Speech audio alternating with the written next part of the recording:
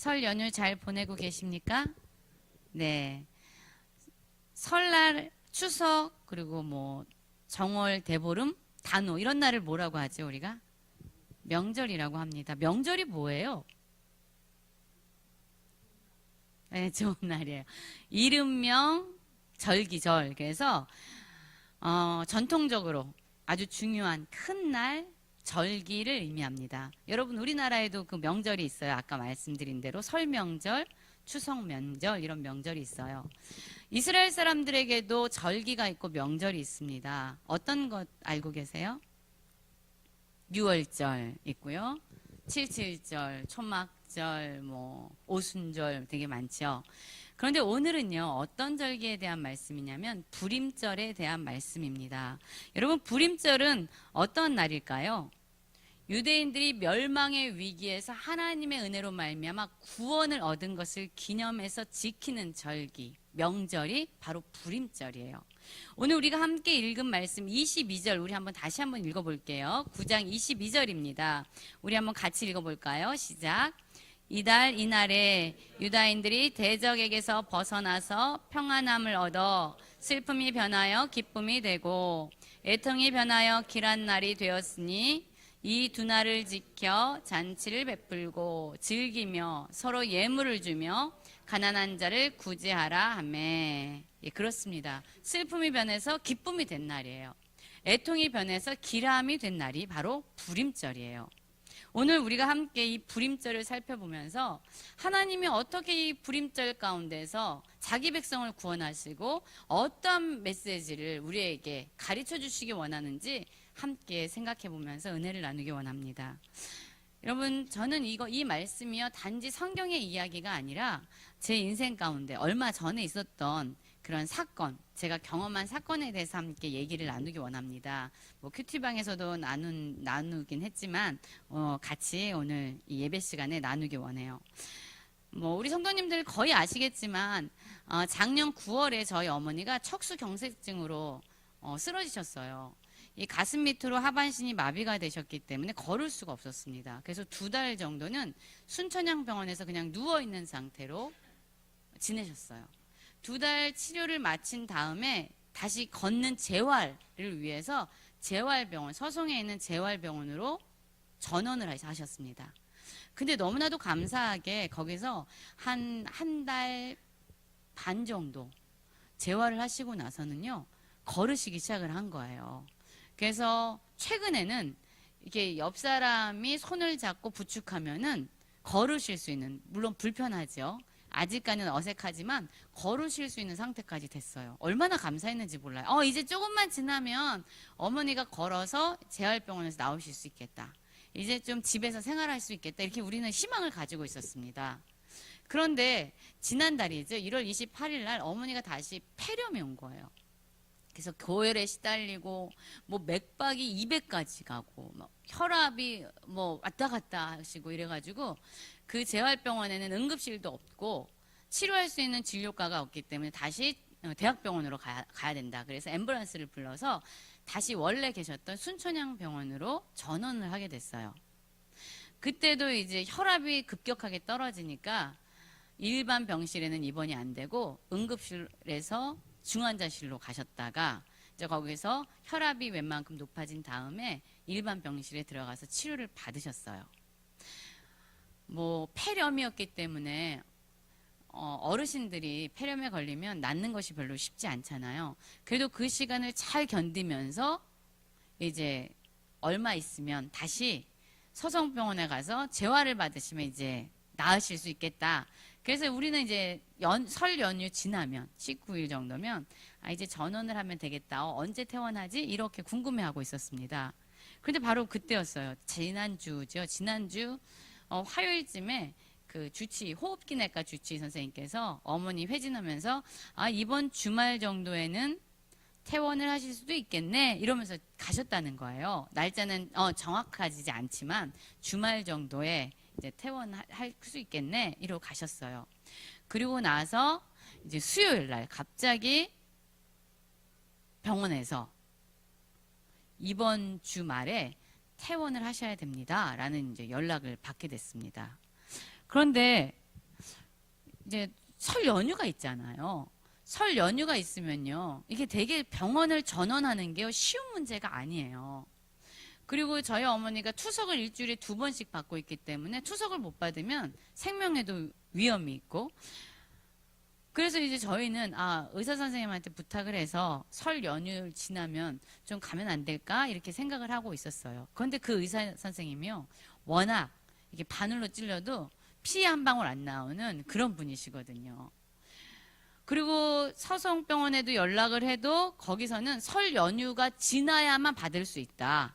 입원실도 없고 어머니가 응급 상황이 나오면 다시 발생하면 우리는 그걸 치료할 수 있는 응급체제가 돼 있지 않다. 그래서 받을 수 없다라는 이야기를 들은 거예요. 그래가지고 이제 큰일 났습니다. 갈 병원은 없는데 병원에서는 나가야 되는 거죠. 그래가지고 이제 그 주치 밑에 있는 간호사가 전화를 하고 뭐 어디 알아보는 병원은 있냐, 어디로 갈 거냐, 빨리 알아보셔야 된다. 이제 이렇게 독촉을 하기 시작했습니다. 그러면서 이 간호사가 이렇게 얘기를 하는 거예요. 저 보호자님 오셔서 의사 선생님 만나서 한번 간청을 해보시라고. 내가 아무리 해도 안 되니까 참 제가 입장이 난감해요. 말씀 전에도 들어주지 않고 또 보호자들은 전화해서 계속 부탁을 하고 하니까 참 난감하니까 직접 오셔서 말씀을 한번 해보십시오. 이렇게 얘기를 하는 거예요. 그래서 이제 마음이 급해졌죠. 우리가 할 수 있는 일이 뭐 없잖아요. 사실 인맥이 있어요. 뭐 백이 있어요. 방법이 없잖아요. 그래서 수요 예배 시간에도 지난주에 이제 기도하면서, 그리고 또 이제 목요일 날 새벽 기도에서 간절히 기도하고, 하나님 어떻게 해야 됩니까? 그런데 마음이 답답한 거예요. 그래서 예배 끝나자마자 병원을 달려갔습니다. 8시가 되니까 의사 선생님이 회진을 하는데요. 이 의사 선생님은 간호사들도 다 무서워해요. 다 이렇게 먼저 와서 이 환자들이 잘 준비가 됐나, 회진할 준비가 됐나 그러면서 미리 와가지고 회진 오십니다. 준비하고 계세요. 이러고 이제 가면 그 의사 선생님 한 명하고 간호사 몇 분이 쭉 같이 들어와요. 그래서 이제 제가 할 수 있는 일이 없잖아요. 그러니까 어머니가 이렇게 투석을 받아야 된다. 지금 나가면 받아줄 병원이 없어서 투석도 못 받으시고 큰일 나신다. 그리고 재활병원에서 19일 날 입원을 하라 그랬다. 근데 요양병원으로 가시면 그 재활병원은 못 들어가요. 왜냐하면 이 병원은 상급병원에서 이 환자 받아주세요 라고 해야만 들어갈 수 있는 병원이에요. 요양병원이나 집에 갔다가는 들어갈 수가 없어요. 그러면 어머니가 요양병원에 가면 이제 재활도 못 하시고 병원에서 나머지 여생을 사셔야 되는 거예요. 그래가지고 이런저런 상황이며 설 연휴 지나면 어머니를 입원할 수 있으니까 그때까지만 좀 기다려주세요 이러면서 간절히 얘기했더니 의사 선생님 말씀이 어땠을까요? 아유, 보호자님 알겠습니다 라고 얘기하지 않으시고요. 딱 자르세요. 이거 보세요. 이 병원은 환자가 다른 데 가라고 기다려주는 병원은 아니에요. 이제 급한 치료 다 끝났으니까 나가는 게 원칙입니다. 나가세요. 내일 나가세요. 이러는 거예요. 그래서 제가 선생님 붙잡았죠. 선생님 내일은 못 나가죠. 토요일 날 나갈게요. 그랬더니 알겠어요. 이러고 토요일 날 나가세요. 이러고 가신 거예요. 이제 우리는 불이 떨어졌어요. 병원을 또 알아봐야죠. 뭐 어떻게 할 수 있는 방법이 없는 거예요. 간호사들도 난리 났어요. 어느 간호사는 제가 보호자님 마음 알아요. 작년에 우리 아버지가 너무 아프셨는데 이런 비슷한 상황 가운데 있어서 제가 너무 마음이 상했는데 제가 마음을 안다고 이러면서 간호사들도 해줄 수 있는 게 하나도 없는 거예요. 그러니까 이제 나가게 생겼는데 다시 간호사, 그 밑에 있는 간호사가, 그 의사 선생님 밑에 있는 간호사 다시 전화를 했어요. 토요일 날이 아니라 내일 당장 나가시래요. 그래가지고 이제 더 큰일이 났습니다. 뭐 서성병원 그 진료 협력실에다 막 전화를 하고 빨리 받아주면 안 되냐, 안 된다. 여기저기 가능한 병원을 다 연락해도 연휴 지나서 된다, 안 된다. 이런 연락밖에 없는 거예요. 너무 마음이 진짜 방법이 없는 거예요. 여러분, 우리가 얼마나 능력이 없고 인맥도 없고요, 해결할 수 있는 길이 아무것도 없어요. 그래서 이제 언니들하고 같이 전화하면서 그래도 힘을 내서 우리 기도해 보자. 하나님이 길을 여시겠지. 길을 여실 거야. 이러는데도 마음은 답답하잖아요. 얼마나 힘들어요. 그런데 갑자기 저희 어머니가 이제 투석 때문에 신장내과 거기 순천향병원 부원장님이시거든요. 그 분한테 전과를 시켜야겠다는 생각이 들었습니다. 아, 여기서 안 되면 전과, 다른 과로 전과를 시켜서 그 선생님한테 부탁을 해서 거기 좀 더 입원을 해야겠다. 그래가지고 이제 거기 선생님을 만나려고 하는데 환자들이 너무 많아가지고요. 만날 수가 없는 거예요. 그래서 우리 언니가 회사에서 그 신장내과 간호사한테 전화를 했어요. 이런 상황을 다 얘기해주면서 얘기했더니 아니 그 호흡기내과 선생님한테 더 강력하게 항의를 하세요. 막 이러는데 항의를 해도 방법이 없어요. 그러니까 알겠어요. 제가 우리 교수님한테 말씀을 한번 드려놓을게요. 그러고 나서 전화를 끊었어요. 근데도 소식이 없는 거예요. 아무 소식이 없는 거죠. 시간은 가고 뭐 그 호흡기 내과에서는 내일 당장 퇴원하셔야 된다. 방법이 없다. 전과하면 안 돼요? 전과도 불가능하다. 왜냐하면 전과하려면 여기 호흡기내과 교수님이 다른 과로 가셔야 됩니다라고 신청서를 써주셔야 되는데 우리 교수님 그거 안 써주실 거다. 그러니까 불가능하다. 그러니까 빨리 병원 알아보세요. 막 독촉을 하는 거예요. 막 제 발에 불똥이 떨어진 거죠. 그래서 다시 이제 병실에 와서 이제 엄마를 지그지 보면서 엄마 갈 데가 없대. 어떻게 하면 좋아 엄마. 그러고 있다가 보니까 엄마를 도와주는 손길들 있잖아요. 간호사 선생님, 조무사 선생님, 이동팀 청년들 많이 있어서 이분들 엄마한테 도와줬던 분들 바나나 우유나 감사 마음으로 사드려야겠다. 그리고 그냥 투덜투덜 11층에서 지하 1층으로 엘리베이터를 타고 딱 내려가고 있었어요. 그럼 거기 편의점이 있거든요. 그래서 편의점으로 딱 들어가려고 하는데 저기서요 누가 걸어오고 있는 거죠. 내가 그렇게 만나고 싶었던 신장내과 부원장님이 저기 밑에서 저기서요 그냥 이렇게 항상 얼굴이 웃는 얼굴이세요. 웃으면서 자기 핸드폰을 이렇게 보면서 걸어오고 있는 거예요. 그때 제가 너무 반가웠습니다. 교수님이다. 근데 선뜻 막 달려가는 게 너무 머뭇머뭇거리게 되는 거예요. 왜냐하면 그 어려운 부탁을 하는 게요 쉬운 일이 아니더라고요. 그래서 잠깐 머뭇머뭇거리다가 내 안에 이런 마음이 들은 거예요. 하나님이 주신 기회일 수 있어. 하나님이 만나게 하신 걸 수 있어. 그래서 제가 막 달려갔어요. 교수님! 불렀더니 교수님이 저를 알아보더라고요. 어머니가 이런 상황이에요. 말씀을 드리니까 그러게 말이야. 그 서성병원에선 좀 빨리 안 들여보내준대? 안 된대요. 입원실이 없대요. 근데 나도 입원 환자가 다 찼어. 그리고 요즘에 이게 너무 엄격하게 돼서 이게 쉽지가 않네. 그런데 한번 방법을 생각해보자. 이러면서 나 회의가 있으니까 가야 된다고. 그리고 이제 지나가신 거예요. 여러분 저는 그 교수님 말씀하시는데 마치 하나님 음성처럼 들렸어요.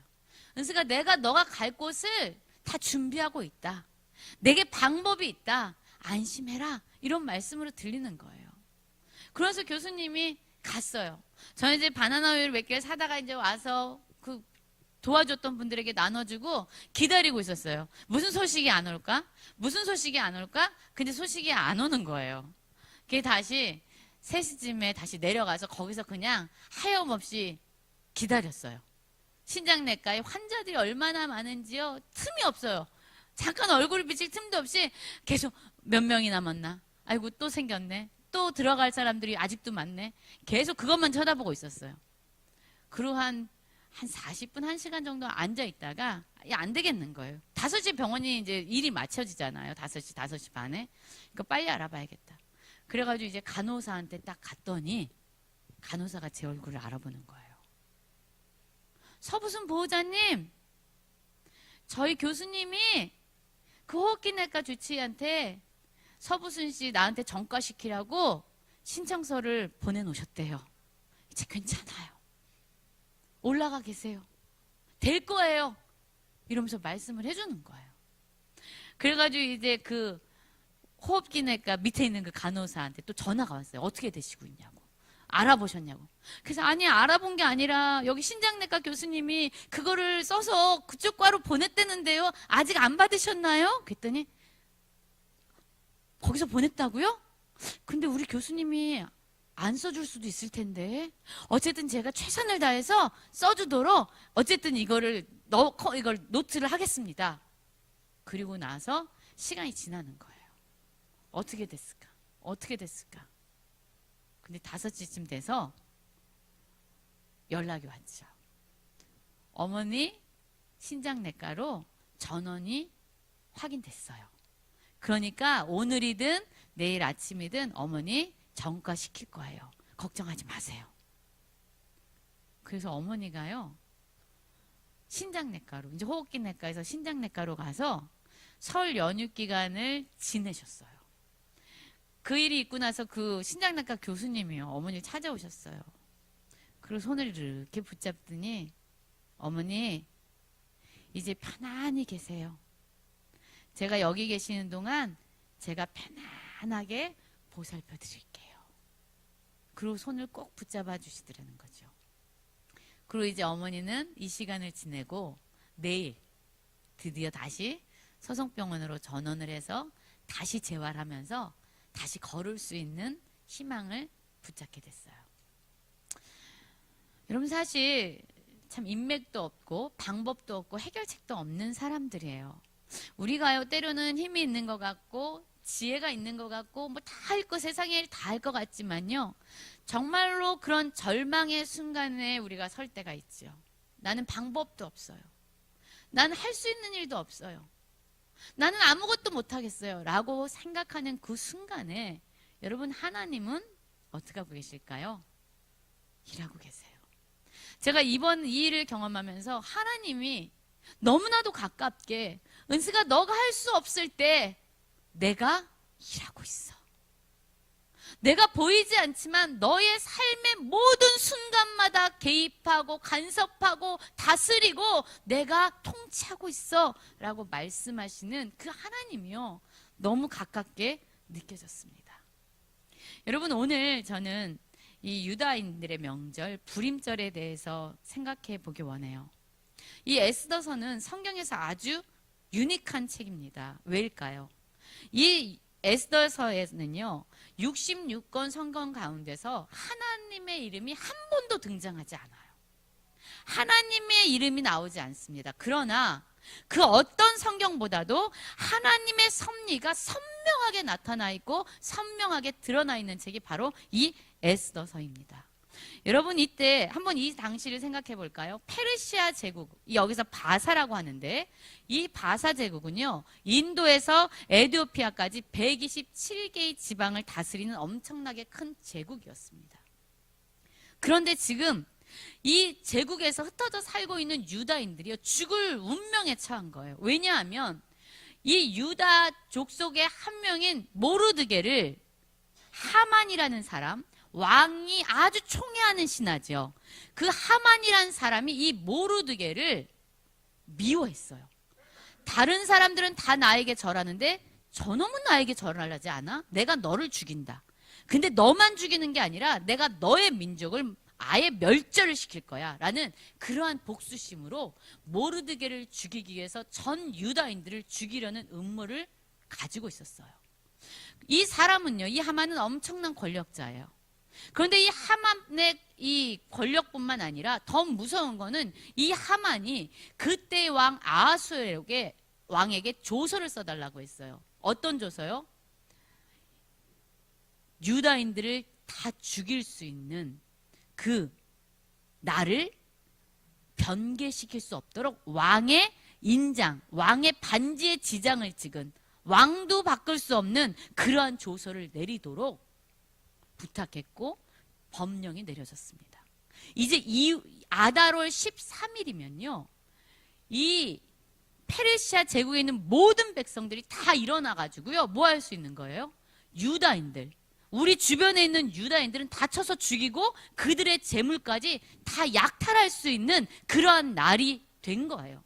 그러니까 여러분 지금 유다인들은요 너무 힘들죠. 시간은 째깍째깍 가고 있어요. 이들은 힘도 없습니다. 조직도 돼 있지 않았어요. 도와줄 사람도 없었습니다. 무기도 없어요. 이렇게 무력한 유다인들에게는 절망적인 상황이 지금 닥쳐오고 있어요. 여러분 우리의 삶 가운데도 어쩌면 이런 절망적인 순간 가운데 있는 성도님들이 있을지 몰라요. 이럴 수도 없고 저럴 수도 없고 이 상황을 벗어날 힘도 없고 지혜도 없고 방법도 없는 그런 상황 가운데 있는 우리들이 있을 수 있죠. 하나님은 보이지 않아요. 에스더서에 하나님의 이름이 기록되어 있지 않은 것처럼 하나님 정말로 살아계신가? 하나님은 보이지도 않고 하나님은 일하시는 것 같지도 않고 정말 하나님은 살아계시는가라는 질문이 우리 가운데 끊임없이 올라올 정도로 암담하고 절망적인 그런 상황 가운데 있는 분들이 있습니다. 여러분 그런데 하나님은요 이 절망적인 순간에도 일하고 계시는 분이에요. 모르드게가 에스더에게 이렇게 말합니다. 내가 왕후의 자리를 얻은 것이 이 때를 위함이 아닌지 누가 알겠느냐라고 말하고 있어요. 여러분 모르드게는요 이 절망적인 상황 가운데서도 하나님이 일하고 있구나는 것을 보고 있습니다. 에스더가 어떻게 왕후가 되었습니까? 이건 우연이 아니죠. 여러분에게 이러한 자리, 엄마로서 집사로서 권사로서 이러한 자리를 준 것이 누굽니까? 이건 우연이 아닌 거예요. 에스더가 왕후가 된 거는요 너무 놀라운 일이죠. 에스더는 고아였어요. 유다의 민족은요 힘 있는 민족도 아니었어요. 그저 부모도 없는 고아가 사촌 오빠 모르드게의 집에서 자랐습니다. 인간적으로 보면은요 왕후가 될 조건이 하나도 없는 여인이 바로 이 에스더였어요. 그런데 갑자기 아하수에로 왕의 왕후였던 와스디가 폐위가 됐고요. 새로 왕후를 뽑는 일이 일어났지요. 그때 아주 수많은 처녀들 가운데서 뽑힌 여자가 누구예요? 왕으로 뽑힌 여자가 이 에스더예요. 여러분 이 에스더가 그냥 우연히 왕후가 된 것 같습니까? 아니죠. 이 절망의 시간, 유다인들이 멸절될 위기의 순간 하나님께서 그들을 구원하시기 위해서 미리 보이지 않게 일하고 계셨던 거예요. 그 이때를 위함이 너가 왕후가 된 것이 이때를 위함이 아니냐라고 말씀하고 있습니다. 그것뿐만이 아닙니다. 여러분 하나님은요 또 일하고 계셨어요. 모르드게가 이 왕궁 문지기로 일하고 있는데 왕을 죽이려는 음모를 우연히 듣게 됩니다. 그래서 모르드게가 에스더에게 이 얘기를 하죠. 왕을 암살하려는 음모가 있다. 그래서 에스더에게 이 말을 하고 왕이 생명을 구원을 얻게 돼요. 이 일이 왕궁 궁중 일기에는 적혀졌지만 모르드게에게 왕이 포상을 하거나 그를 존귀하게 높여주지 않았어요. 좋은 일을 했는데 아무도 모르게 그냥 덮여지는 일, 그냥 어느 누구도 기억하지 않는 일처럼 그냥 묻어가는 일이 되어버린 거죠. 그러나 여러분 아무도 알려주지 않는 이 일을 하나님은 사용하시죠. 여러분 우리의 삶에도 우연은 없어요. 우연같이 일어나는 모든 일조차 하나님의 손안에 붙들리기 시작하면 그것은 우리를 구원하는 통로가 되고 방법이 되고 길이 된다는 것을 여러분 기억하시기를 원합니다. 모든 것이 하나님의 계획 가운데 있어요. 우리의 인생 가운데 도무지 이해할 수 없는 일들, 왜 이런 일이 나에게 일어났지? 왜 내가 이곳에 있어야 되지? 왜 나에게 이러한 자리를 허락한 거지? 라는 퀘스천들이 끊임없이 우리에게 문득문득 올라오지만 여러분 그러한 모든 일을 하나님은 우리를 구원하시는, 절망을 소망으로 바꾸시는 그러한 일들로 도구로 사용하신다는 것을 기억하시기 원합니다. 에스더서에 하나님의 이름이 없는 것처럼 때로 우리의 삶에도 하나님이 보이지 않지만 그럴 때일수록 더욱 가까이 하나님께 나아가는 우리 모두가 되기를 원합니다. 이들이 절망 가운데 있을 때 어떤 일을 했습니까? 할 수 있는 일이 없었어요. 이들을 함께 모여서 금식하고 기도하고 하나님의 은혜를 구하는 것이 이들이 한 전부였습니다. 여러분, 그리고 하나님은요, 타이밍이 있어요. 하나님은 아무 때나 일하시지만 절묘하게 하나님의 시간 안에 일하십니다. 에스더서 6장은요, 아주 극적인 장면들이 있어요. 뭐냐면요, 바로 이런 거예요. 하만이 이제 모르드게를 죽이려고 23m, 50규빗이에요. 23m면 여러분 얼마나 진짜로 긴 장대예요. 그 장대를 세워놓고 내가 내일 내가 저 모르드게를 여기다가 매달아서 죽여야겠다. 아, 내가 내일 왕에게 가서 모르드게를 이 장대에 매달아 죽이겠다고 허락을 받아야겠다.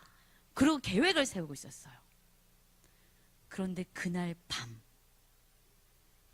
왕이요, 잠이 안 오는 거예요. 왜 이렇게 잠이 안 오지? 신하를 부릅니다. 야, 그 궁중일기 좀 가져와 봐라. 내가 좀 읽어야겠다. 그래서 하필 궁중일기를 읽다가 무슨 스토리를 발견하냐면 모르드게가 자기의 생명을 구한 그 이야기를 읽게 되는 거예요. 그래서 신하를 부릅니다. 야, 모르드게가 내 생명을 구해줬는데 얘한테 뭔가 관직을 주거나 존귀함을 줬어? 아무것도 없습니다. 아무것도 안 줬습니다. 그래? 그때 헐레벌떡 누가 들어오냐면 하만이 들어오는 거예요. 왜 들어왔을까요? 장대에 모르드게를 죽이게 허락해 주십시오 이러고 말하려고 들어왔는데 갑자기 왕이 이렇게 말하는 겁니다. 야, 하만아, 왕이 존귀하게 하기를 기뻐하는 사람에게 어떻게 하는 게 좋으냐? 하만이 생각했어요. 왕이 존귀하게 하기를 기뻐하는 자? 나 말고 누가 있어? 아, 그럼 이걸 하라 그래야겠다. 아주 가장 영화롭게 할 수 있는 그 일을 왕에게 말하는 거예요. 아우, 왕이 날 이렇게 영화롭게 하겠지? 이러면서. 그랬더니 왕이 뭐라고 얘기합니까? 야, 이 대궐 문 밖에 있는 모르드게에게 너가 지금 말한 거 하나도 빠뜨리지 말고 그를 영화롭게 해라. 그래서 하만이 난리가 난 거죠. 왜요? 자기가 죽이려고 했던 모르드게를 하만이 오히려 존귀하게 하고 높이게 하는 그런 결과를 가져온 거예요. 여러분, 이것이 역전이에요. 이것이 완전한 하나님의 역전입니다. 왜 하필 그날 왕은 잠이 안 왔을까요? 왜 하필 그날 왕은 왕궁 일기를 읽었을까요? 왜 하필 그때 하만은 들어왔을까요? 여러분, 이것이 우연일까요? 왜 나는 그렇게 많은 돕는 순천향병원에서 간호사들을 만나고 또 신장내과 교수님에게 전화를 걸고 왜 하필이면 그때 바나나 우유를 사겠다고 엘리베이터 타고 편의점으로 가고 왜 하필 그때 그 교수님은 저기서 나를 향해서 걸어오고 나는 사정을 이야기하고 그 교수님은 그걸 흘려듣지 않고 그것을 아주 귀하게 들으면서 방법을 생각해보자라고 왜 그 타이밍에 왜 그 시간에 그 일이 일어난 것일까요? 여러분, 이것이 우연일까요? 아니죠. 여러분, 이것은 하나님이 우리에게 이렇게 말씀하시는 거예요. 야야, 내가 일하고 있어. 너가 우연이라고 생각하는 그 모든 순간이 내 손 안에 있고 네가 아무것도 아닌 것처럼 행해지는 그 일 가운데서 나는 보이지 않게 지금도 일하고 있어 라고 하나님이 말씀하시는 거예요. 여러분, 에스더서에 나왔던 그 하나님이 우리 하나님입니다. 내 하나님이에요. 우리 성도님들의 하나님입니다. 믿으십니까? 여러분, 나사로가 병들어 있을 때에 마르다와 마리아가 예수님께 사람을 보냈어요. 예수님, 빨리 오셔서 당신이 사랑하는 이 나사로를 살게 해주세요. 고쳐주세요. 그런데 예수님은 그 가운데 가지 않으시고 이틀을 더 유하시다가 나사로가 죽고 나흘이 지나서야 그곳에 갑니다. 여러분, 마르다와 마리아가 어떤 생각을 했을까요? 왜 주님이 진작 오셨으면 우리 오라버니 죽지 않아도 되잖아요. 왜 진작 오시지 않고 죽어서 이제 무덤에 묻혀 썩은 내가 나는 이때에 주님은 오셨습니까? 이제 우리는 아무것도 할 수 없잖아요. 이러한 시간에 오히려 주님이 오셨어요. 왜요? 여러분, 우리가 아무것도 할 수 없는 그 시간에 하나님은 내가 했어! 라고 영광을 받으시는 분이기 때문이에요. 나사로가 죽어 무덤에 묻혔을 때 예수님이 오셨습니다. 그리고 나사로야 나와라! 라고 말씀할 때에 그곳에 있는 모든 사람들이 보는 거죠. 우리 주님은 그저 병든 자를 고치는 분이 아니라 죽은 자를 살리시는 생명의 주님이구나, 그것을 깨닫게 되는 겁니다. 여러분, 저도 그래요. 그냥 다행스럽게 연결이 잘 되고 병원에서 전원이 가능하고 그냥 교수님이 그래요, 아이고 상황이 안 좋네, 그러면 설날 이후까지 있다가 편안하게 가세요라고 했으면 다행이다, 아이고 감사하다라고 끝냈을 거예요. 그런데 여러분, 하나님이 자꾸 우리를 벼랑 끝으로 몰러 가시는 거예요. 나는 할 수 있는 게 아무것도 없다는 것을 보게 하시는 거예요. 나는 방법이 없다는 것을 깨닫게 하시는 거예요. 그 벼랑 끝에서 이제 아무것도 할 수 없구나라고 하는 그 시간에 하나님이 일하실 때 저는 깨달았어요. 하나님 감사합니다. 하나님이 다 하셨어요. 하나님이 진짜 하나님이십니다. 깨닫게 되는 거예요. 여러분, 우리의 시간에 하나님이 일하지 않으실 수 있습니다. 하나님 왜 이때 일하지 않는 거지? 언제까지 기다려야 되는 거지? 라는 질문 가운데 우리는 서 있을 수 있습니다. 그러나 여러분, 기억하십시오. 하나님의 시간이 가장 완벽한 시간이에요. 하나님이 영광을 받으시는 가장 완벽한 시간이라는 것을 우리는 기억해야 합니다. 여러분, 그러나 우리가 에스더서를 읽으면서 반드시 기억해야 될 중요한 것이 있습니다. 여러분, 하나님은 역사하세요. 그러나 하나님은 하나님의 말씀을 믿고 순종하는 사람들의 삶 가운데서 역사하십니다. 그들의 삶 가운데서 역전의 하나님이시라는 것을 우리로 하여금 보게 하십니다. 여러분, 이 모르드게가 모든 민족이 말살될 위험에 처하자 에스더에게 가서 이야기하죠. 왕에게 가서 모든 민족, 우리 유다 민족을 구원할 수 있도록 간청 좀 해봐라 라고 얘기할 때 에스더가 뭐라고 얘기합니까? 그 일이 얼마나 어려운 일인지 아십니까? 왕이 부르지도 않고 가면은요 죽어요. 그런데 지금 왕이 나를 안 부른 게 한 달이 넘었어요. 근데 내가 가면은요 그냥 저 목숨 걸고 가야 돼요. 그렇게 어려운 일이에요. 그럼에도 불구하고 그 어려운 일, 에스더가 이렇게 얘기하죠. 당신은 가서 수산에 있는 유다인들을 다 모으고 나를 위하여 금식하되 밤낮 3일을 먹지도 말고 마시지도 마소서. 나도 나의 시녀와 더불어 이같이 금식한 후에 규례를 어기고 왕에게 나아가리니 죽으면 죽으리이다 라고 말하면서 이 에스더가 믿음의 순종의 길로 나아갑니다. 여러분, 이 여인 할 수 있는 일은 뭐였어요? 기도밖에 없었어요. 금식하며 하나님께 매달리는 거예요. 에스더뿐만 아니라 모르드게와 모든 유다인들도 마찬가지였죠. 그들은 절망적인 상황에서 금식하고 하나님 앞에 엎드렸습니다. 아무것도 할 수 없는 자들이 할 수 있는 유일한 것이 있어요. 그것이 뭐예요? 기도지요. 기도하면서 엎드렸습니다. 그때 하나님은 역전의 하나님으로 그들에게 나타나신 거예요. 여러분, 이 하나님을 믿으십니까? 우리는 할 수 있는 게 없어요. 우리의 생각보다 하나님의 생각은 더 좋으세요. 우리가 생각하는 길보다 하나님의 길은 더 높으세요. 우리가 생각하는 시간보다 하나님의 시간은 더 완벽하세요. 여러분, 믿으십니까? 믿으시기를 바랍니다. 여러분, 우리는 오늘 에스더 말씀을 통해 불임절, 이 불임절을 통해서 역전의 하나님을 만나지요.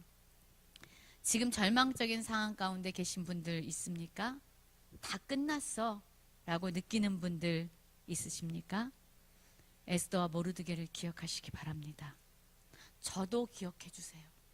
저도 사람의 방법으로는 도무지 할 수 없는 일들, 벼랑 끝에 선 것처럼 어머니가 걸을 수도 없고 그냥 요양병원에 누워 계시다가 돌아갈 수도 있는, 아니 어디로도 갈 수도 없는 그런 상황 가운데 마치 벼랑 끝 같은 데서 저는 서 있었어요. 우리가 할 수 있는 일은 기도밖에 없더라고요. 그저 하나님을 바라보는 것밖에 없더라고요. 그런데 여러분, 하나님이 보이지 않는 것 같은, 하나님이 침묵하시는 것 같은 그 상황 가운데서 하나님은 더 열심히 일을 하시고 더 열심히 세밀하게 역사하고 있으셨어요. 우리도 에스더와 모르드게처럼 마음을 정하고 깨어 기도하기 원합니다. 왜 변하지 않게 하시는 거지? 하나님 왜 이러시는 거야? 그러면서 원망과 불만의 자리에서 그냥 머물러 있지 마시고 하나님의 생각이 나의 생각보다 더 옳고 하나님의 길이 나의 길보다 더 높고 하나님의 시간이 나의 시간보다 더 완벽하다는 것을 믿고 모든 것을 하나님께 맡기고 순종하면서 이 에스더에서에서 나타난 역전의 하나님이 우리 성도님들의 삶 가운데서 모두 경험되어지기를 간절히 기도합니다.